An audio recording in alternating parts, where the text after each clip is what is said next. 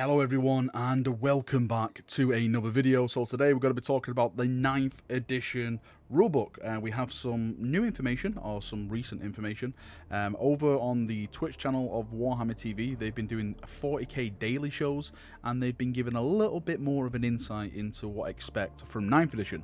We also have an article that I want to speak about the new command phase as well. So let's just jump in and let's get talking. So let's start with, of course, the big talking point is the new command phase. So as you can see with the image in the background, you now have 7 phases. You have the command phase. Both players must muster strategic resources and use tactical abilities. Number 2 is the movement phase. Your units maneuver across the battlefield. 3 the psychic phase. 4 the shooting phase. 5 the charge phase. 6 the fight phase, and 7 is the morale phase. Now, speaking to some of my friends who play AOS, they've been telling me that this is kind of based on something called the hero phase. I've never played AOS, so I can't really go into full depth about it, but they told me that you do certain things in there. The main thing that stands out here is that players muster strategic resources, which for me is, of course, command points. The way that command points are being redone in 9th edition is that everyone starts off with the same amount of command points, and then it goes up depending on the certain stuff that you're actually doing.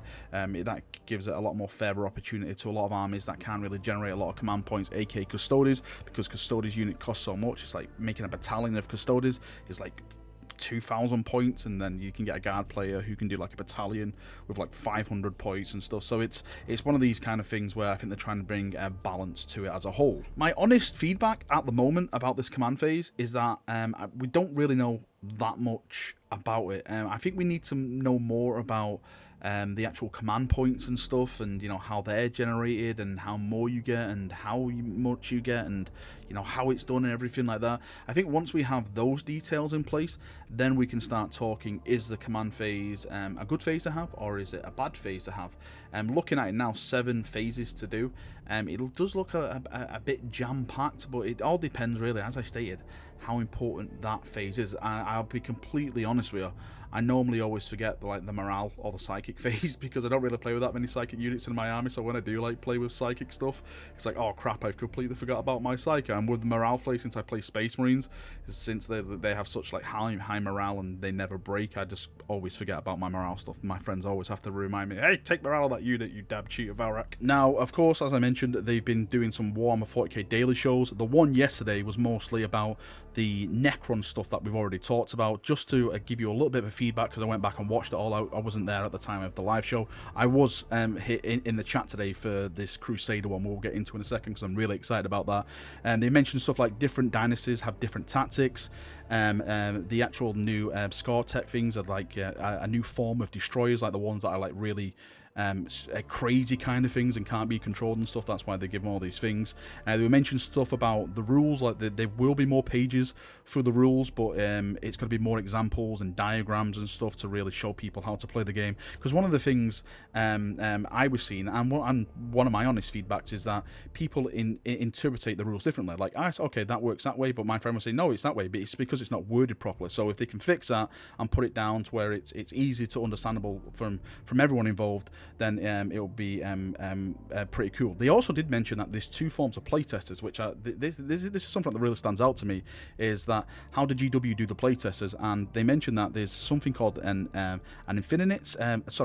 infinite circle, not an infinite, an infinite circle, which is kind of like the narrative testers, and there's something called the Mournival, which is more aimed at the tournament / map play testers. So they have 2 different types of testers when it comes to these kind of things. So the Crusade stuff has obviously been going to the infinite testers, and the rest of the stuff like the tournament match play stuff is gone, well, has been going to like the Mournival and stuff. Maybe it's like back and forth between them all, and they all give their like ideas on it and stuff like that. Now on to the actual Crusade stuff. This is where the fun begins. I was actually in the middle of recording this with all my notes and stuff, and they've just dropped the article over in Warhammer Community. So I've gone back, deleted all what I've just said. Well, I will be talking about that again, but we're going to look at the article first, then we'll go into my notes. So it opens up saying, what is a Crusade campaign? It says, if you like the idea of building an army up from scratch, scratch, then developing, adding it over the course of multiple linked battles, you're going to love playing Crusade. This is one of the things from my notes, is that they were saying now that when you play this, it has consequences. This is the thing that really, really excites me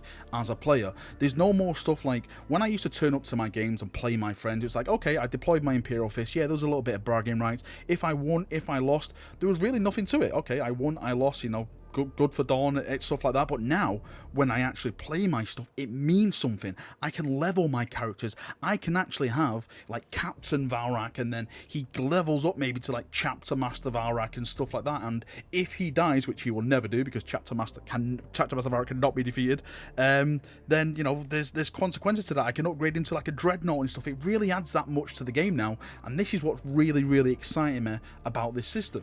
It goes on to say in the article, over the course of a campaign, your Crusade force will forge its own narrative, winning glory and earning enmities with each fresh victory and defeat. Heroes will rise from your ranks, earning great renown or the honour of bearing mighty relics, maybe even ancient aerial tech war gear into battle. And we actually have something that's like a preview of something here. And this is called Xenotech Digital Lasers. So range is 12 inches, type is Pistol 1, strength is star, AP star, damage is star. And it says abilities here, if this weapon hits, the target suffers D3 mortal wounds. So with the star AP and stuff and damage, I don't know if that's something that goes into more actual information. It's strange that they haven't covered that. Maybe I'm missing something in this article. It does go on to say, meanwhile, others may succumb to their grievous injuries, becoming pale shadows of their former selves as ill fate takes its toll on war-ravaged bodies. So it says here, D6 trait, walking wounded, subtract 1 inch from the unit's move characteristic. In addition, subtract 1 from the advance and charge rolls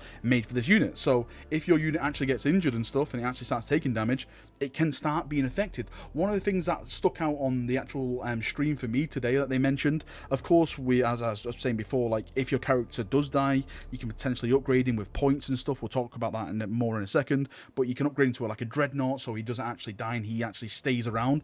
But another thing they mentioned, which sounds absolutely amazing, is something like about the Blood Angels, and you actually have to manage like the Black Rage and spend points to manage it. So it may come to it like where you don't have enough points to manage the Black Rage, and like your unit actually succumbs, or like a character succumbs to the Black Rage. That could be like an advantage in like one area, but also could be like a huge disadvantage in another area as well. Just like these little narrative things that, for me, it just really adds to the excitement and the fun which you could potentially be having on the tabletop. They actually go into more detail about how to get started. They did kind of mention this on the stream. They mentioned something like a 25 power level, and I was confused because I don't play power levels, and someone said that's around about 500 points. I don't know if that's true or not, but it says here in the article, to take part in a Crusade campaign, you first need to create an order of battle, a list of units drawn from one of the 7 factions. So it's got Imperium, Chaos, Eldari, Tyranids, Orcs, Necrons, and Tau Empire, with a maximum power rating of 50. So if 25 is 500, that means that's 1,000, right? Again, I'm not sure if that is accurate.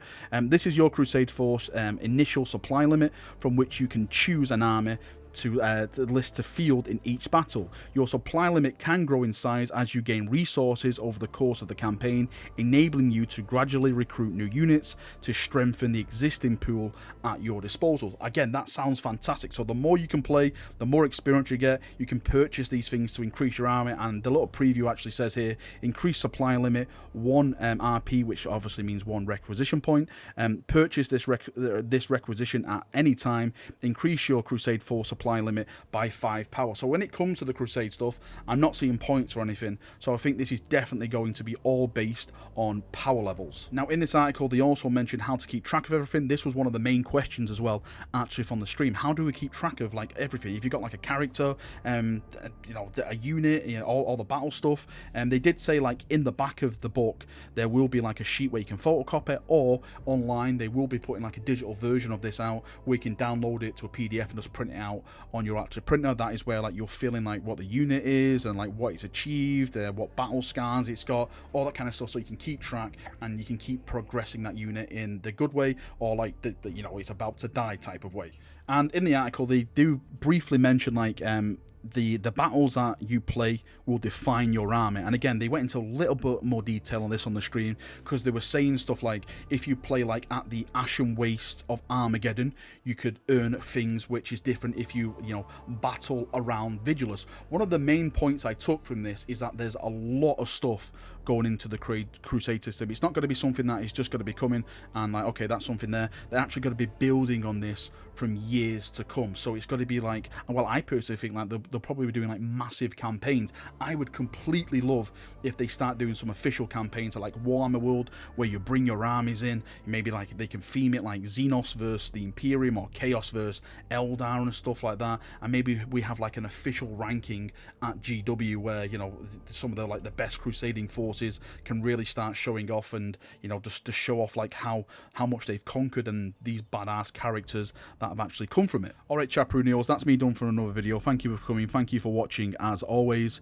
I loved today's stream over on Warhammer TV. I'd love listening about the Crusader stuff.